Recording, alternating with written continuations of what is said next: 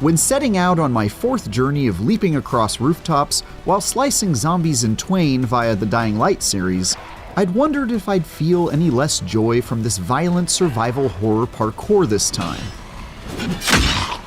But after another 40+ hours of tucking and rolling, I'm pleasantly surprised to say it's still loads of fun, despite the basics not having changed much at all since 2022's Dying Light 2 Stay Human. This trip through undead Eurasian cities and countrysides does up the ante somewhat by having you play as a human infused with a monster's DNA, giving you the ability to rip people's heads off with your bare hands. That's as satisfying as it is unsettling, and it's still absolutely horrifying to get caught out at night and get swarmed by volatiles you've no hope of defeating. The only major disappointment is that the beast doesn't add a whole lot aside from its hulking out mechanics, and after a decade of games with few innovations, that hasn't left room for a ton of surprises. Still, there's something to be said for a reliably entertaining series, and I happily dug my fingernails through every side quest and climbing puzzle I could find.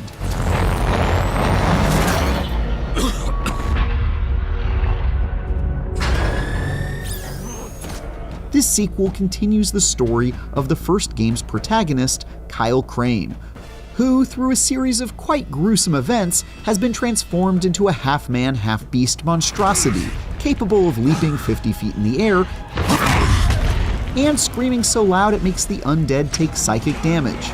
So, still very weird. There's not much more than that to the paper-thin plot, which has you squaring off against the world's most generic Bond villain and mad scientist on a revenge quest that goes down exactly like you think it does. Kill you. Not in this lifetime.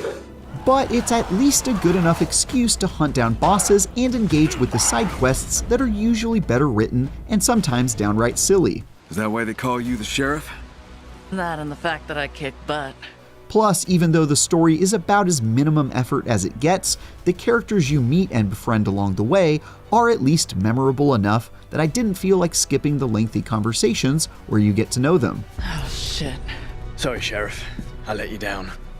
You didn't know such thing. As you sprint toward your final confrontation, which took my completionist self about 40 hours, but could pretty easily be done in under 20, you power yourself up by hunting dangerous, genetically modified zombies with superpowers, called chimeras.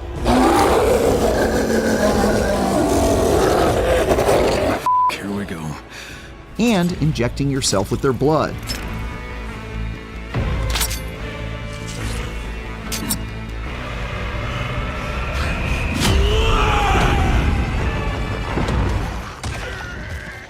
This is where the main new mechanics of the beast comes into play, like the ability to shoulder charge through a crowd of zombies without breaking a sweat, and really silly ones, like one where you can change directions in midair by yanking on your grapple hook with obscene force. It's Spider-Man! Turning yourself into a hook-like abomination in the pursuit of revenge makes for a neat twist to an already awesome framework.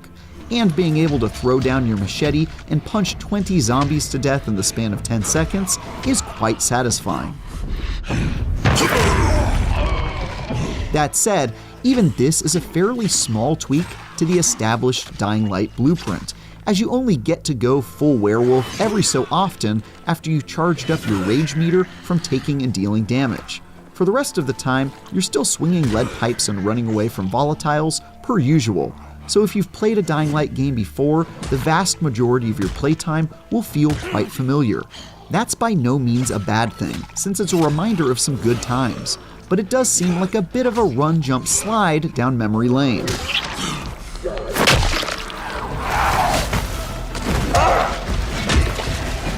One other thing that makes the beast distinct from its predecessors is the boss fights against souped-up infected that unlock your new abilities. The first time you come across each of these encounters, it introduces a new type of baddie that then starts showing up in the wild, like a fast-moving skeletal zombie that leaps through the air, dances on top of lesser undead, and tackles you with sharp claws in the blink of an eye. or another where a muscular, brutish ghoul gains the ability to turn invisible, leaving you frantically looking over your shoulder and listening for growls in the dark.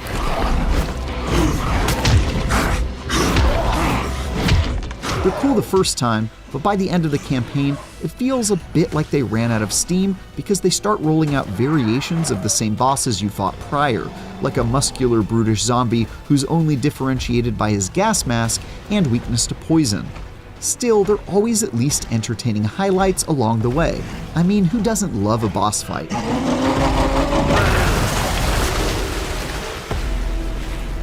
The open-world Valley of Castor Woods is the new setting you'll spend all your time in while seeking your revenge, and it combines time-worn elements we've seen in other Dying Light games into a cozy little package.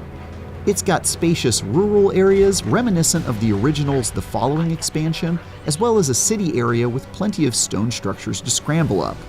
Castor Woods is fairly small compared to the sprawling maps of Dying Light and its first sequel, and you can definitely see the roots of the Beast being originally conceived as an expansion to Dying Light 2 when you run into the mountains that box you into a circular area that can be crossed by car in a couple minutes. But that's not such a bad thing, since they make good use of the space they've got without large expanses of emptiness padding it out. It also includes what any good Dying Light game needs. When in the major urban area, I was reminded of the virtues of sticking to the rooftops and leaping from place to place to avoid the hordes below. And while stepping out into the woods and swamps that make up the majority of the map, I tried my best to make use of cars to bash my way to my destination and avoid getting caught out in the open. Like a lot of the Beast, everything about Castor Woods is perfectly acceptable while also not doing a whole lot to stand out. But I still made plenty of new memories while leaving a terrifying path of destruction in my wake.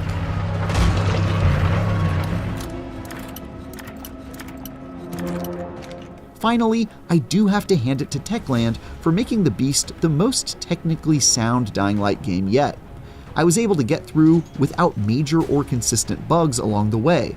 I played on my high-end PC, so likely got just about the best experience one could hope for, but it's notable that aside from one crash and a bit of pop-in here and there, it was a pretty smooth ride throughout. And that's with me mostly having played before the Day 1 patch too. There were a few annoying moments where I got stuck in a vent due to some buggy geometry and couldn't progress through the area until I'd jiggle my character around for a couple of minutes, and a few times where my character got stuck in the environment at the worst possible time and jeopardized my mission. But these were rare enough situations that they didn't make me want to hulk out and throw things at the screen. Dying Light the Beast is an entertaining return to the rooftops and flesh pits I've come to love over the past decade.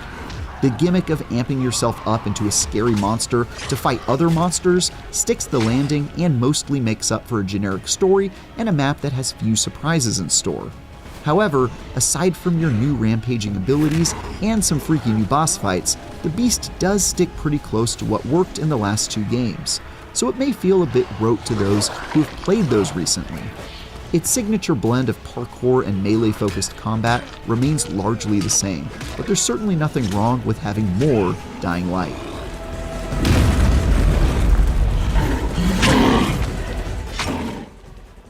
Executive Reviews editor Tom Marks here with Travis Northup to talk about his review of Dying Light the Beast.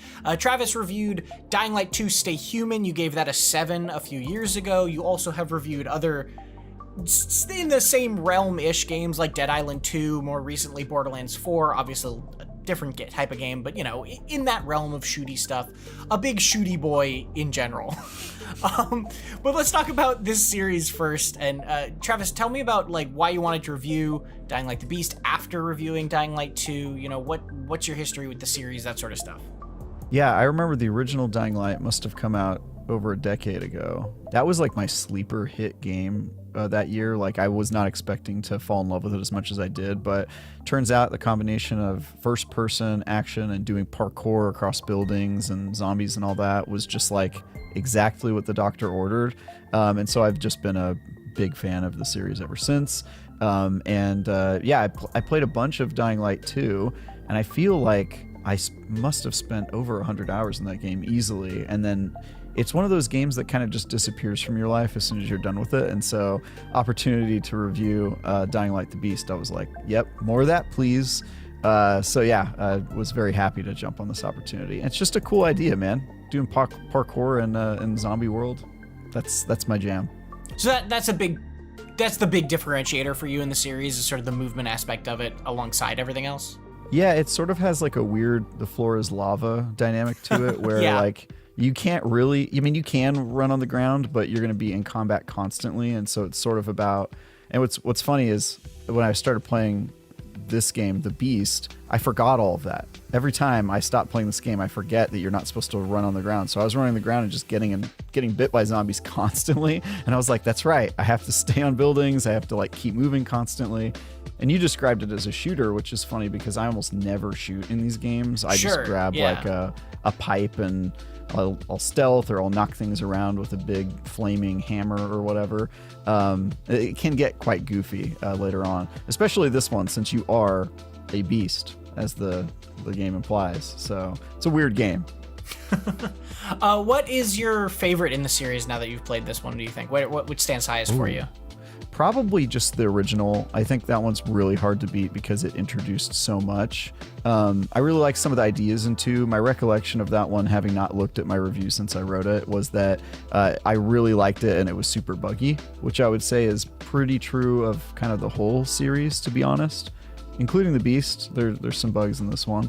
But I don't know. I like each of them. Like, I love the environments in 2 because you're jumping off cross skyscrapers and it just feels like a lot more like dense and urban jungly.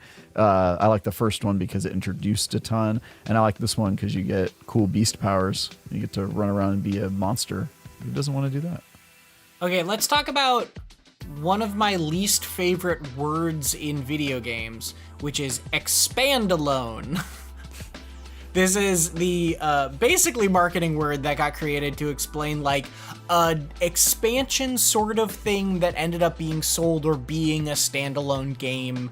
And it's sort of in that in-between space where it's its own thing. You know, Dishonored 2 had one kind of like this, right? Like a lot of games have had expandalones over the years, even though I shrivel at the word. Is that what this feels like to you? Is that the realm we're living in here? And then beyond that, kind of what do you think about that? Would you prefer this just be an expansion? Does it work better as a standalone? All that sort of stuff. Yeah, it's very interesting because if I recall, this was originally supposed to be an expansion of some kind, and then it sort of broke off into its own thing. I'm generally not opposed to an expansion being a standalone game. I think sometimes that can work better depending on how annoying it is to like lose all your progress and not carry that with you, right? Like nobody would want to play Witcher 3 Blood and Wine on a standalone game without all their cool equipment. So that would not work, even though that expansion has enough content to maybe be kind of its own game. Yeah, to be clear, my distaste is not of the concept, it's just the word. Name. Yeah, the word. Yeah, I get it. Yeah, so I do think this one feels like I had forgotten that it was supposed to be its own expansion, and then as I was playing it, I was like, this kind of feels like it was supposed to be DLC, and then I remembered that was a thing that happened, and so it's weird because it feels like a smaller, like they had an idea. They were like, hey, Dying Light, but this time you get beast powers and you kind of go on like a series of bounty hunts where you're hunting down monsters and taking their powers like you're Kirby. That's a cool idea, but it is also like a really, really small twist to the existing formula. Like everything else is pretty much identical. It does feel a little bit like an expansion, which I would say is less exciting than a full game, but also Dying Light 2 took a really long time to make, and this is coming out pretty hot on its heels. So, you know, you get more content. I'm down. So I guess as a standalone thing, would you recommend this game to somebody as like an entry point? Do you think somebody could, if they've never played any other Dying Lights, would they just jump into this and have fun with it? Oh, definitely. The one part that is not going to make any sense to you is the story so far, because it doesn't make sense to me, and I played all of Dying Light. So for those who don't know, I actually have a Dying Light recap that's live on IGN right now, so you can watch the story so far with my VO. But you play the same character in Dying Light 1 who like canonically in one ending gets nuked and then the other ending gets turned into a monster. And so the fact that there's a sequel to that story at all, I was like, wait, how are they going to do a follow-up to that? They barely explain it. They're like, well, they choose one of those endings as canon, but they skip 13 years and they're like, you're on a revenge quest, and that's basically the whole story. So like you will be as lost as like I was going into this game, having played all of them and followed the story and written a recap for IGN, was still sort of lost. So no, I think with this one they just went for, we're not going to worry about that, we're just going to make a fun game with like a character you could recognize who's at this point reached legendary status in the world of Dying Light, and they kind of just hand wave the details, which is fine. Fair enough. Well, thank you very much for talking with us a little bit more about that and your tastes around it. If you want another review from Travis and another conversation about that review, I mentioned at the top Borderlands 4. Travis just reviewed that, and we talk about it after that video review. If you want a review from me, I just reviewed Hollow Knight Silksong, so that's a very different kind of game, but you can check that out as well. There's a beast crest in it. I guess that's a connection that I can make for this segue. Silksong the Beast. Yeah, exactly. And for all other things in tenuous gaming segues, stick with IGN.